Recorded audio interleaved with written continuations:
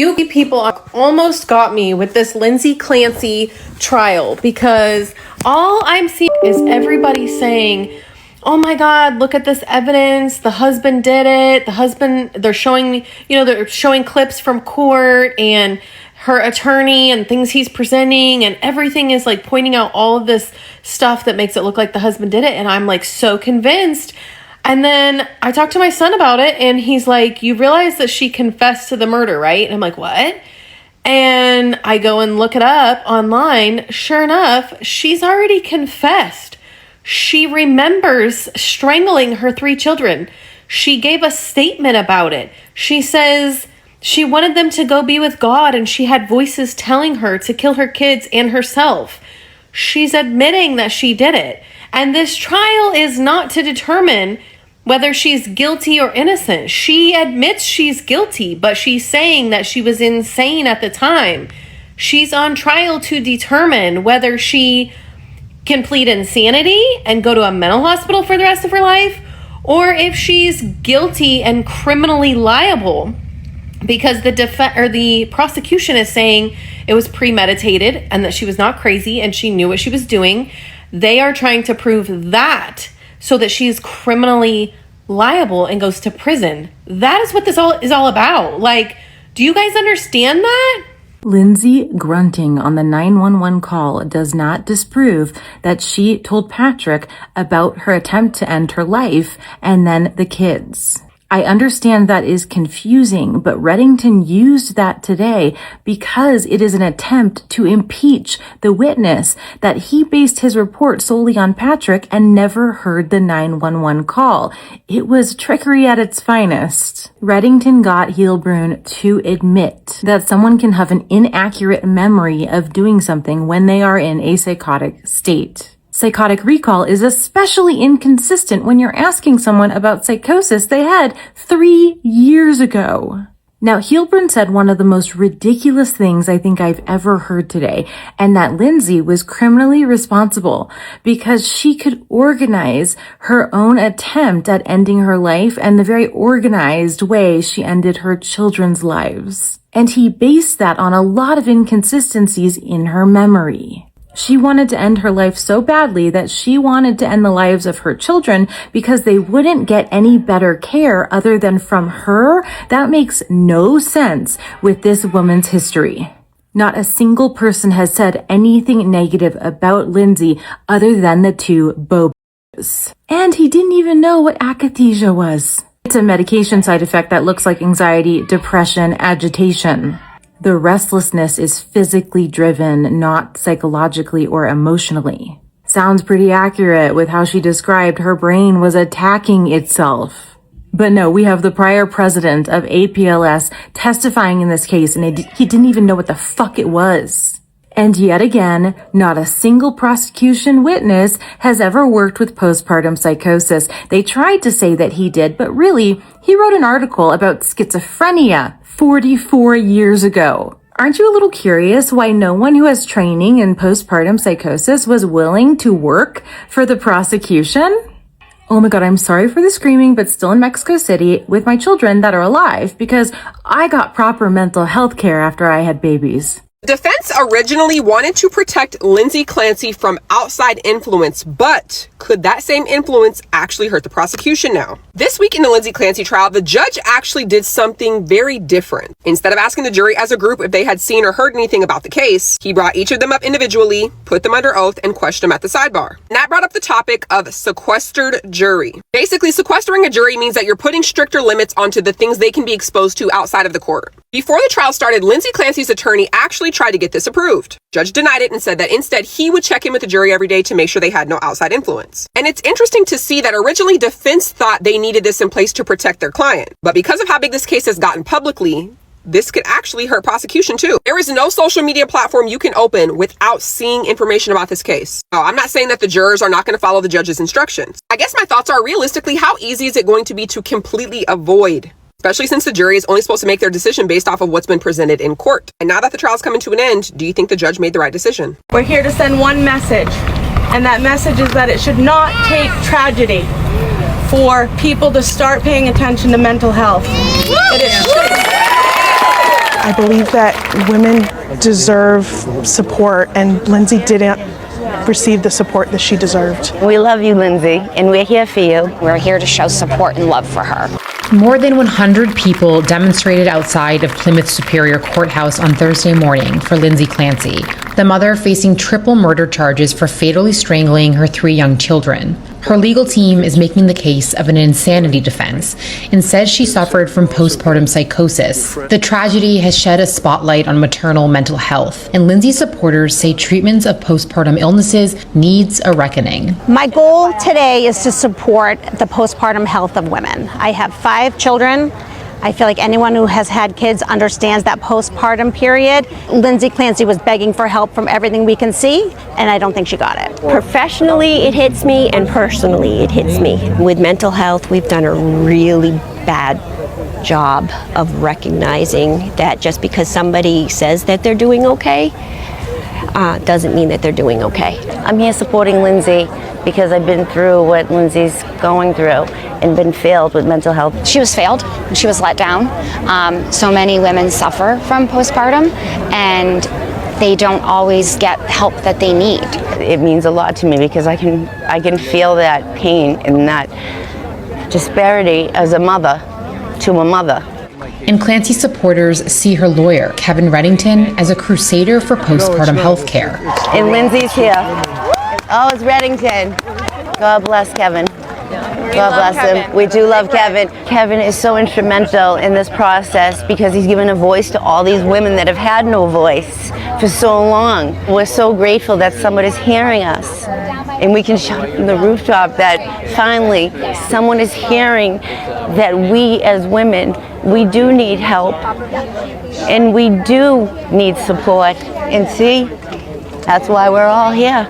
And we love you, Lindsay. I feel that this could be like a watershed moment. This needs to, it was so tragic, but hopefully from this, we will see a huge change.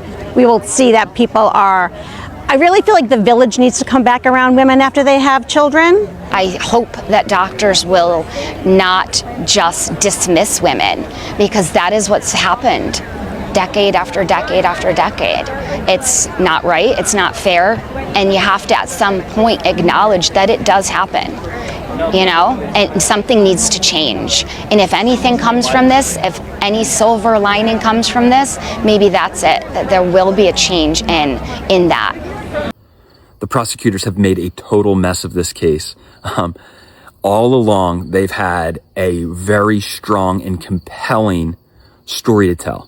And it's contained in Hilbrun's testimony and his report that they've had all along. This is not like news to them right now. They've had this report from the jump. And instead, they've told this messy, confusing version of how this happened, this messy, confusing story about what her motivations were, when all along, Hilbrun had told them that she wanted to leave this world and she did not want her kids to suffer. So that was the motive of why she acted, that it's altruistic filicide. This is the case. Why did they run from it? Why didn't they, just go with this? This was what was there to be presented to this jury. Instead, they've jumbled up. I don't even know what theory they're going with. And they finally present him after resting their case in chief, after the defense puts on a frankly very compelling set of experts.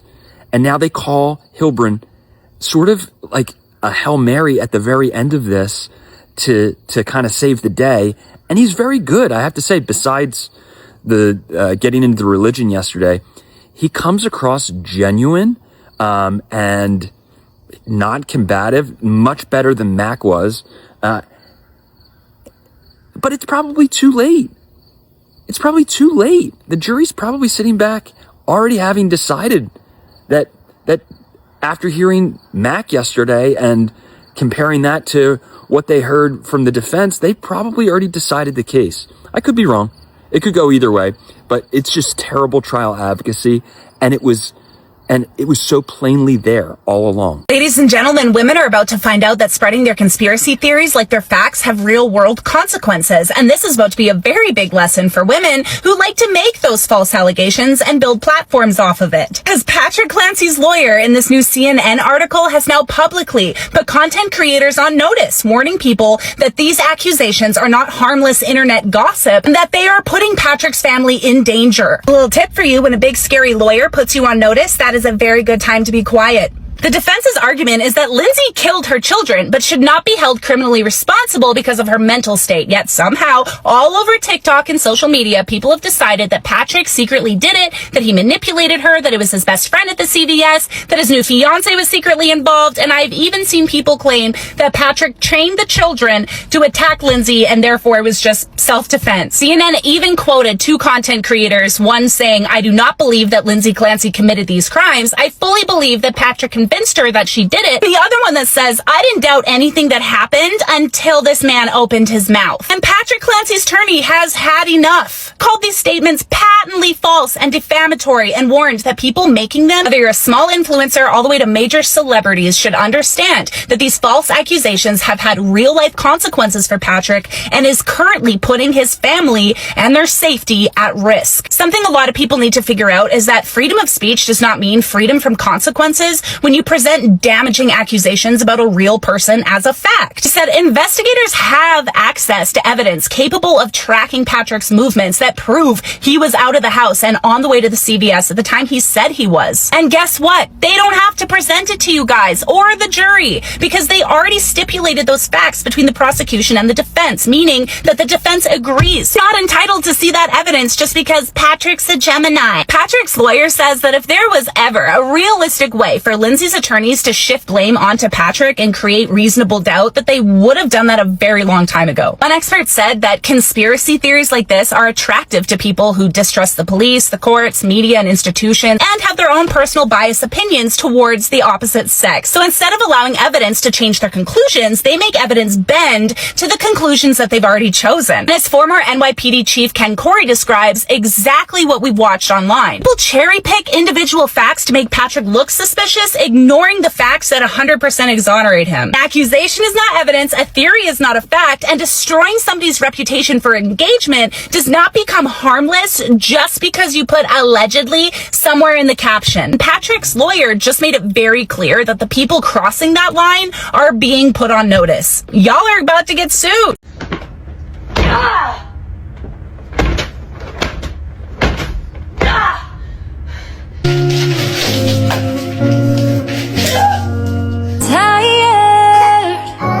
Of living life on a merry-go-round.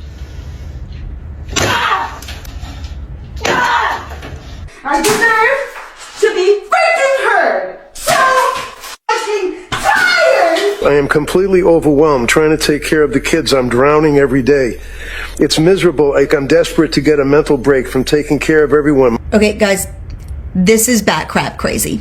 It just is. This isn't about postpartum hormones or the struggles of motherhood or parsing out the legal definition of insanity in a criminal trial. You can have questions over how culpable Lindsay Clancy was in her actions and still not venerate her like a saint. This is absolutely bizarre. This is women taking the time to set up a camera in their bathroom and chuck ice into their shower or beat a pillow against a wall or whatever in some grand show of their maternal suffering. Nothing about that is real. This is performative nonsense being done for internet clout, and I'm calling it out. Okay, watch. I think it's that difficult to crush up pills like Dr. Sadoff said. Why don't you ask the police who never tested it? So you're telling me that the doctor who testified today said that Lindsay never mentioned about crushing up her pills, and that he found out that the pills were crushed from Patrick. Patrick saw a substance. How was Patrick allowed in an active crime scene? And they never tested it. And again, I'm not saying that she didn't do this. I'm questioning the investigation on this whole thing. And people act like those of us who are questioning things, they keep saying that they did investigate. Well, apparently not on this. The Lindsay Clancy case is just showing how male-centered a lot of women are. A lot of people think that being male-centered just means that you desire a man, you're crazy about men, you'll do anything for a man, you just want a man so bad. But no, male-centered is just that. Men, your whole world revolves around men. Even if it's the fact that you're making your personality that you hate men, that you blame men for everything, you are male-centered. Okay, they control all of your emotions. Lindsay Clancy has admitted to killing her children. Her defense has admitted that she killed her children. The evidence supports that she killed her children. They're not arguing against that. What they're arguing is that she was clinically insane at the time of the murders. But yet, there's still women coming on the app, doing whole think pieces, trying to find something to blame on the man, to say that it was the man's fault, to say that it was him, and that she is just, not all the way there and she took the blame for it. Or maybe she did do it, but why would he leave his children with somebody who was suffering from postpartum depression? They're still trying to find a man to blame in the situation when it's clearly the woman. Like, if you hate men so bad that it clouds your judgment, you are male-centered. This has nothing to do with the husband. This lady killed her kids. It doesn't matter that he remarried. It doesn't matter that he moved away 4 months later. She killed her kids. What he did after the fact is irrelevant because he did not kill his kids. People are focusing more on the husband than the woman. Literally, look at his eyes. Look how he blinked in this scene. Look how he refused to look this way. Look how he did this. Look how he did. Why are we talking about the man? He didn't kill. It doesn't matter what his mannerisms are. He ain't the one who killed his kids. He ain't the one who has admitted to killing his kids. He is not the one that the evidence supports killed the kids. Like, some of y'all are so male-centered that, again, it clouds all of your judgment just because you don't want to have to say a man is not wrong in a situation. Just because you don't want to show empathy to a man who lost his children. Okay, if I lost my children, I think I would move away from the town that they were killed in as well. If I lost my children due to the hands of my spouse, their other parent, I would get a divorce as well. No, I don't need time to move on from that relationship. You killed our kids. Like, it's actually crazy how people are trying to overanalyze the situation and pull at straws. Oh, look at his eyes. It's in the eyes. Please. I was at the Lindsay Clancy trial yesterday, and I was also there last week, and I was able to sit inside the courtroom. And one of the things that I think is missing when you view this online versus seeing it in person is how it feels to look at Lindsay herself. My perception is one that I will never forget. It was shocking to me to see her. And number one, because she appears to be taller on camera. I anticipated she would be like a taller woman. She's very short, actually. She's me. That wasn't the most significant thing that stood out to me. The most significant thing that stood out to me was how much of a shell of a person she seems to be. When we were recessed for the morning and I was able to walk towards the door, I got a very clear, close view of her, and her head was down and her eyes looked almost closed, and she just looked completely disconnected. I mean, it absolutely as far disconnected as you could be. And later that night, later in the afternoon, when court was recessed for the day and Reddington came out and answered questions for the press, somebody asked him what he believed Lindsay's mindset was right now, and he said she doesn't have one. And I did not understand that statement more fully, or I don't think I would have understood it more fully if I had not seen her in person. She doesn't have a mindset right now. She's like a shell of a person. I don't know how else to explain it. And it just begs the question for me again of how did this case even get to trial? Why are we putting this woman through this? I mean, she does not seem fit to stand trial, period. And I heard her speak when spoken to. So the judge said good morning to her. She said good morning. But that's it. That's as far as I saw. And I just think it speaks to the brevity of the case. I think it speaks to the brevity of what we are willing to put women through. And we're not willing to take women's mental health seriously. I mean, I think this is over and over again being shown. Not only was her mental health not taken seriously enough when she was struggling before her children passed away, but now even being put through this case and having people argue about her diagnosis and was she actually struggling that much or not, and you see her and she doesn't even look like she's present. The lights are on but nobody's home. That really stood out to me, and I don't wish that anybody could witness that, because it's heartbreaking, but I wish that people could understand that. And I don't think you necessarily get that from seeing her on recordings and on camera.